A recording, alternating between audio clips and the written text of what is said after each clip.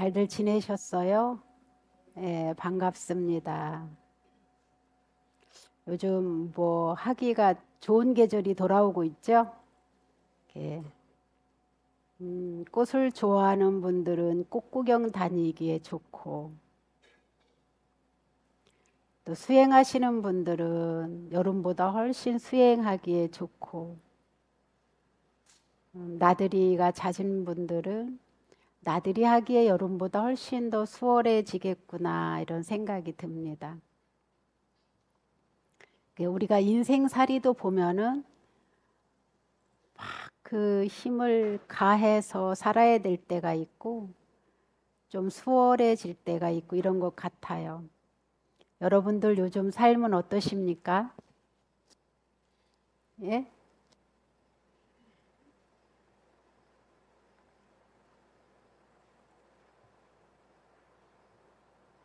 어떠세요? 좀 수월한가요? 아니면은 막 그 36도, 7도 나가는 땡볕에 걷는 것처럼 버거우신가요?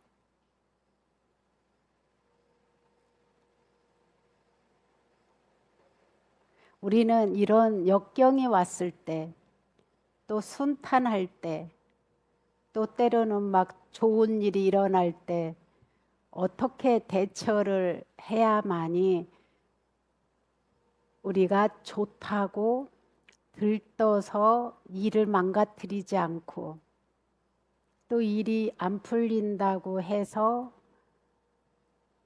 자신을 너무 더 힘들게 하거나 침울하지 않게 지낼 수 있을까요?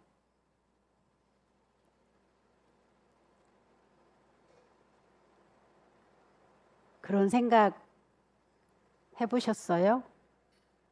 예?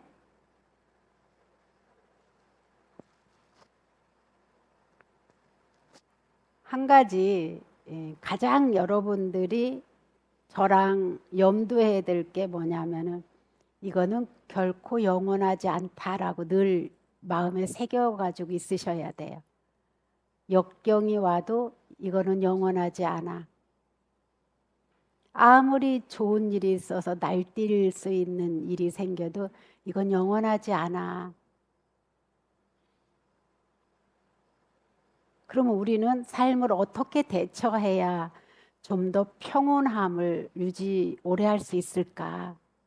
오늘은 여러분들과 이 부분에 대해서 좀 나누려고 해요.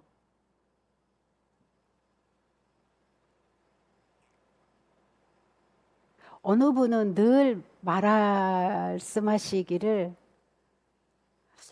우리가 보기에는 조금 좋아졌는데도 좋아졌다는 말보다는 매일 죽겠다는 말 먼저 앞세우는 분도 계시고 매일 돈 없다고 앞세우는 분도 계시고 우리가 조금 그 부처님께서 가르쳐 주신 지혜는 너무 치우치지 않아야 된다고 가르치셨거든요. 이게 치우치면 파도 물결이 아주 세차지잖아요. 그죠?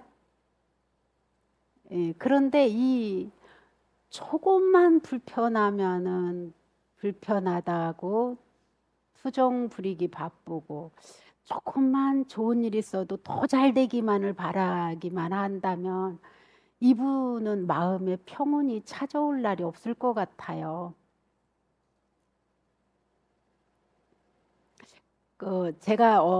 제가 젊은 나이였는데요. 음, 제가 세중이 돼가지고 막 그 스님이 돼가지고 몸이 너무 안 좋으니까 음, 제 주위의 분들이 바닷가를 한번 가보자 그래가지고 백중을 지나서 지금도 그 절이 있더라고요. 강원도 양양에 가니까 그 절은 파도가 그냥 치면은 마당까지 이렇게 들어오는 절이에요. 근데 제가 갔을 때 노스님은 돌아가시고 지금은 다른 분이 계시더라고요. 언제 몇 년 전에 그 노스님께 너무 고마워서 찾아가 뵙고 인사드리려고 갔더니 근데 뭐 제 건강 상태가 피죽도 못 먹은 사람처럼 힘도 없고 말할 기운도 없고 그러니까 노스님이 그 바닷가의 특산물들을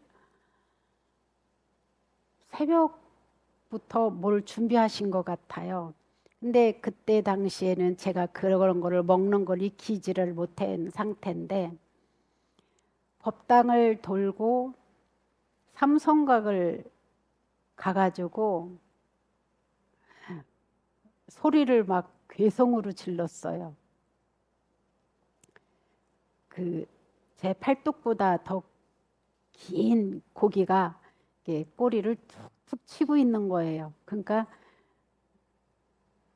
제가 그런 거를 잘 보지 못했던 모습이라서 막 그 주지 스님께 저게 왜 저기 있냐고, 이게 불기에 아주 깨끗하게 담아져 있는 거 보면 누가 올린 거지 일부러 놀래라고 갖다 놓은 건 아닌 것 같은데 정신 차리고 보니까 눈이 검퍼 이게 입이 볼렁 볼렁 볼렁 그러고 있는 거예요. 막 그러고 났는데 저보고 주지 스님이 방에 가서 쉬었다 오라고. 그런데 아침 상이 거하게 차려졌는데 개 같은 거예요. 세상에. 근데 이게 안 넘어가는 거예요. 그 광경만 생각이 나고. 그래서 아, 이걸 어떻게 대처해야 되나 막 그랬더니 제가 못 먹는 걸 알고 주지 스님이 금방 또 갖고 가셔가지고는 이게 티 안 나게 된장을 풀고 뭐 야채를 넣고 이렇게 뭐를 하셨는데 냄새가 안 나니까 저하고 같이 간 스님이 이제 먹어, 이제 먹어. 그래서 이제 이렇게 먹고 나서 한참 생각해 보니까 이게 얘를 티를 안 내주셨구나. 그랬는데 그날 그렇게 잘 먹고 이제 뭐 그 바닷가를 주위를 내 돌고 근데 저녁에 비가 온대요, 날씨가. 근데 천둥번개가 치고 이 파도가 치니까요. 저는 파도가 그렇게 무서운 줄 몰랐어요. 제 키를 넘어요. 그리고 그 절에 건물을 넘어요. 그런데 제가 떨어져 가지고 저보고 들어가래요. 거기에 휩쓸려 가면은 죽는데요.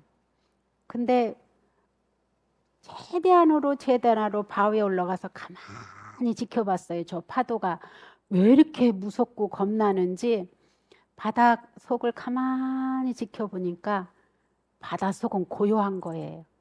그리고 고기들은 잘 놀고 있는 거예요.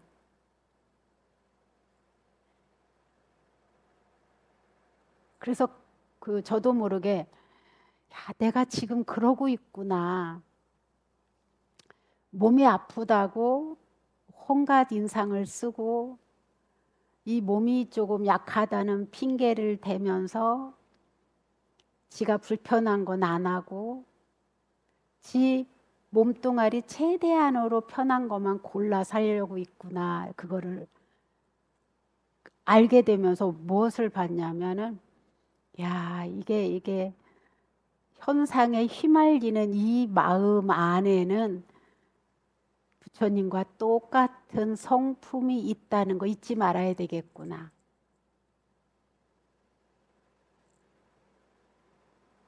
우리들도 보면은 아주 큰 일도 아닌데 사사로운 일로 우리는 막 이 파도를 치는 거예요. 마음의 파도를.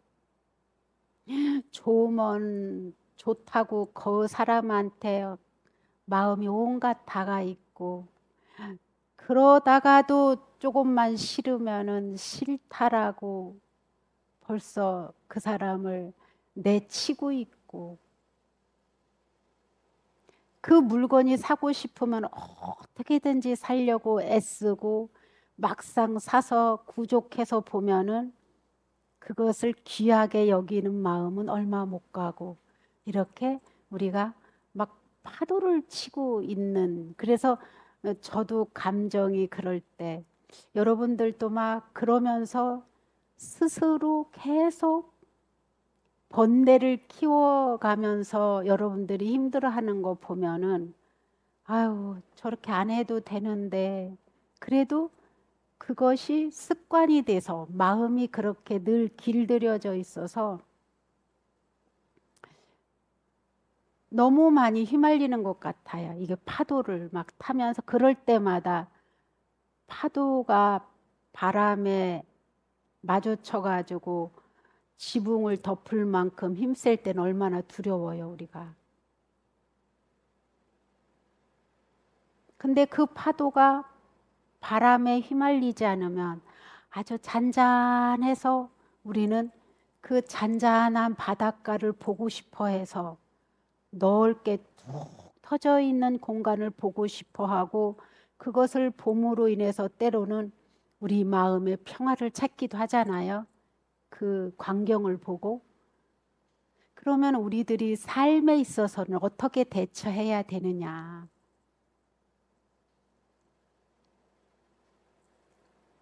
어떤 방법이 좋을까요?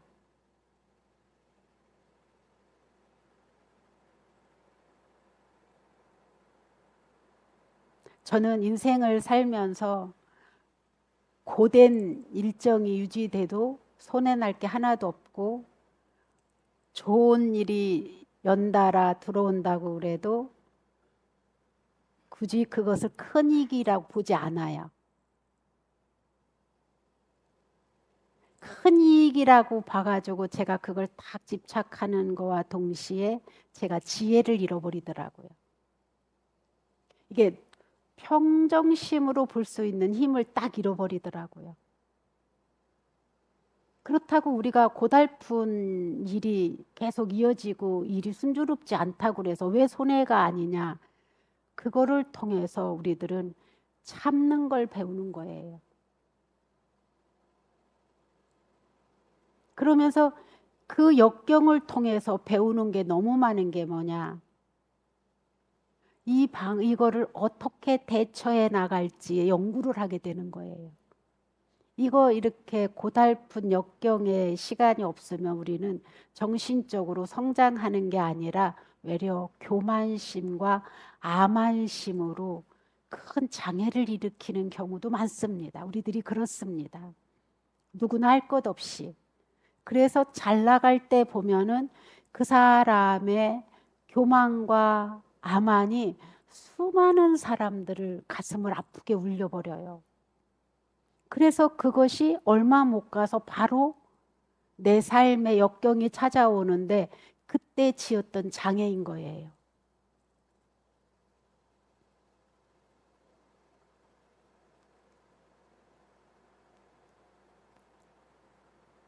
보면은요, 우리가 일이 잘 풀려나갈 때는 그게 영원할 줄 알아요. 그리고 일이 잘 풀려나가지 않을 때도 영원할 줄 알고 막 좌절하고 어떻게 살아야 될지 모르니까 포기하고 싶어지고 막 이러는 거예요. 근데 이거는 이럴 때일수록 우리는 어떻게 해야 되냐면은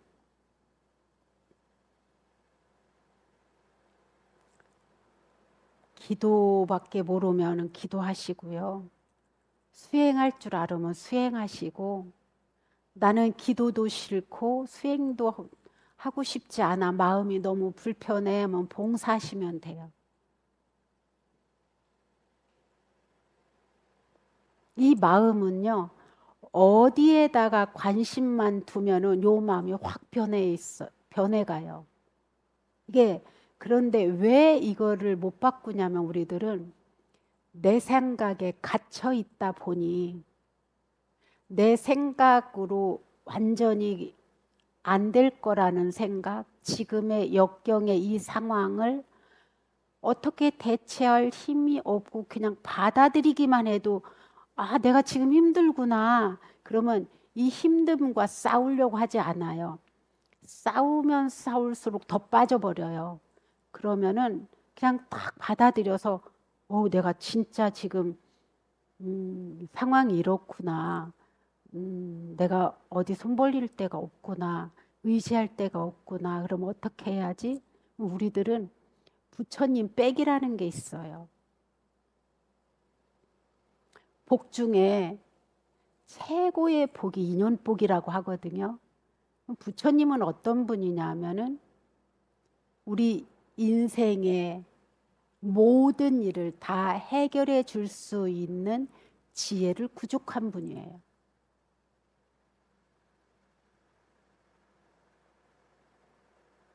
그리고 이분한테 의지를 하면 할수록 내 마음의 세계가 넓어져요. 마음의 세계가 첫 번째 넓어지기 시작하면 두 번째 단계는 말투가 변하기 시작해요. 말투가 변하기 시작하는 두 번째 단계를 또 꾸준히 닦다 보면은 행위가 변해요. 그래서 이분들이 우리가 수행자가 됐든 불자가 됐든 우리들은 세상에서 가장 든든한 인연과 연결이 되어 있어요. 근데 꼭 이렇게 거꾸로 해요. 평탄하면 절에 오든가 놀러 가요. 역경에 오면 그 역경에 빠져서 절에 올 마음의 여유가 없어요. 거기에서 허우적거리느냐고. 근데 여러분들은 이제 어떻게 하면 되느냐면 정말로 버거워요. 정말로 길이 안 보여요. 그러면은 제일 먼저 찾아야 될 게 부처님 끈부터 잡는 거예요. 부처님 백끈. 온갖 마음이 파도를 타는데 절에 한번 왔다고 해결이 가라앉아서 이 현실을 제대로 보는 분도 계시지만 마음이 강한 바람이 불어서 파도가 넘나들 때는 한 번 와셔가지고 잘 안 돼요. 그러면은 세 번 오고 그래도 안 되면 절에 올 시간이 없으면은 스님 제가 상황이 이런데 이럴 때는 저는 어떻게 해야 되나요? 어떤 기도를 해야 되나요? 어떻게 마음가짐을 먹어야 되나요? 물으셔야 돼요. 질문하셔야 돼요. 여러분들이 주위의 사람들한테 보면 이 사람한테 묻고 저 사람한테 묻고 물어도 다 자기 그 사람의 개인적인 경험이나 그 사람의 성향에 맞는 것을 나한테 주지 이거를 객관적으로 보고 방법을 권하기가 어려워요. 그래서 나 자신을 좀 객관적으로 봐줄 수 있는 분들 찾아뵙는 거예요. 나를 좀 주관적이 아닌 객관적으로 볼 수 있는 분. 그런 분들 보고 요즘 멘토라기도 하고. 근데 여러분들은 늘 집이 두 개잖아요. 절이 우리 집이고 우리 절이고 집도 우리 집이고 그러잖아요. 세 개예요? 좋겠습니다. 여러분들이 우리 절이라고 말하잖아요. 그죠? 그리고 우리 스님이라고 말씀하시잖아요. 근데 왜 어려운 일이 닥치면 여러분들 그냥 숨어버리는지 숨어서 이득이 날 것도 있지만 그냥 누군가한테는 말하면서도 자기가 말하는 중간중간에 해답을 찾아가는 사람도 있어요. 그렇다고 시시콜콜 다 말하라는 게 아니라 제가 상황이 이래요. 근데 이거를 남한테 알리고 싶진 않아요. 그러면은 부탁하면 돼요. 스님, 근데 이거는 아무한테도 알리고 싶진 않아요. 저희 부끄럽게 여겨요, 이거를. 그러면 그렇게 말하면 돼요. 근데 제가 많은 사람들과 만나보진 않았지만 이렇게 만나 뵈면 근심 없는 사람은 아무도 없어요. 그리고 생로병사의 괴로움과 싫은 사람하고 만나는 괴로움, 좋은 사람과 헤어지는 괴로움, 원하는 걸 다 못 이루는 괴로움, 내 몸과 마음을 내 마음대로 안 되는 괴로움, 이것을 벗어난 분들은 아무도 없습니다. 이걸 보고 근본 번뇌, 사고팔고라고 하는데 이거 안 겪을 사람이 어디 있어요? 열어보면 다 거기서 거기예요. 다 거기서 거기더라고요. 그리고 자식을 둔 분은 자식 걱정이 안 끊어지고, 결혼한 분들은 배우자 걱정이 안 끊어지고, 부모가 계신 분은 부모 걱정이 안 끊어지고, 직장 다니면 위 상사와 아랫 사람의 갈등이 없는 사람이 없고, 사업하는 사람은 사업하는 나름대로 직원들이나 돈 문제 걱정 없는 사람 아무도 없어요. 저는 부끄러워할 일도 감출 일도 아니라고 생각해요. 단 내 개인적인 프라이버시 때문에 그러고 싶다면 그렇게 지키면 돼요. 근데 때로는 이것을 자꾸 누구한텐가는 알려서 지혜를 얻을 때도 많습니다.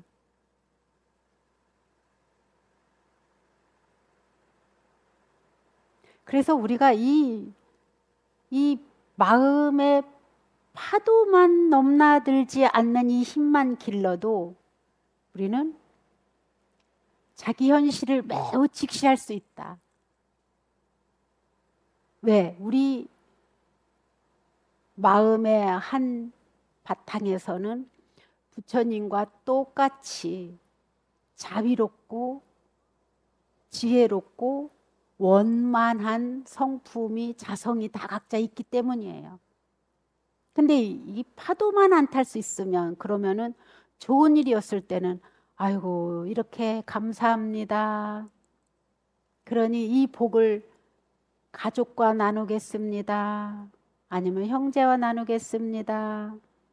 부처님 이렇게 좋은 일이 있어서 감사해서 제가 공양 올립니다. 이러면 더 좋겠죠. 안 될 때 올리는 것보다 잘 될 때 올리는 게 뭐냐? 저금하는 거거든요. 그럼 안 될 때 올리는 공양은 어떤 거냐?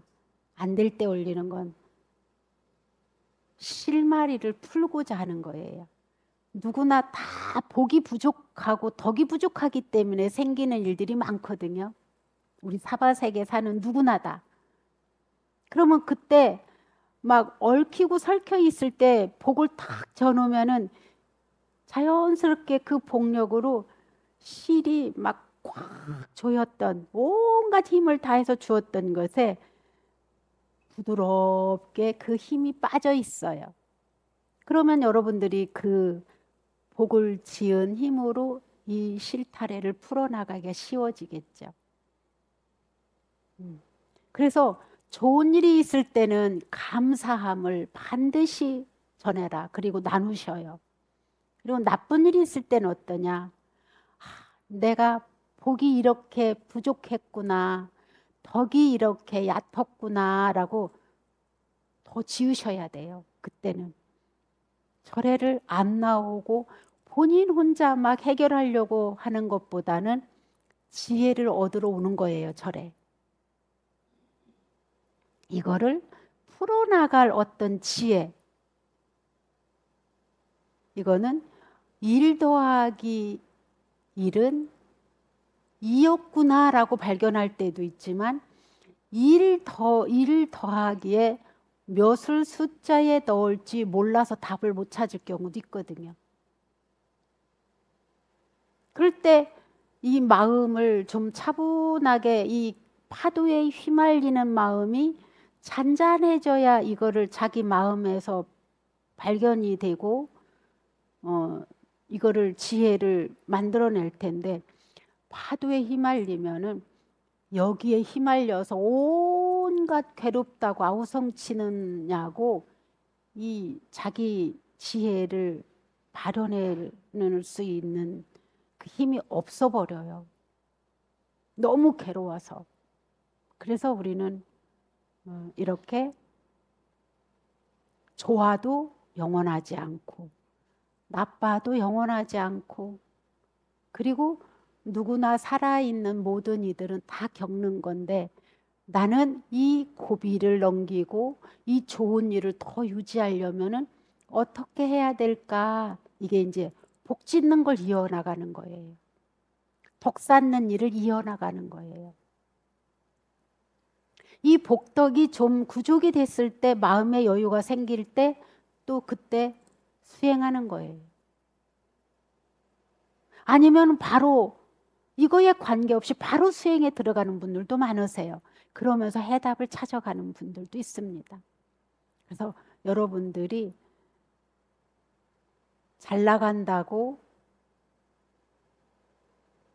뻐길 것도 아니고 못 나간다고 그래서 기죽을 것도 절대 아니다.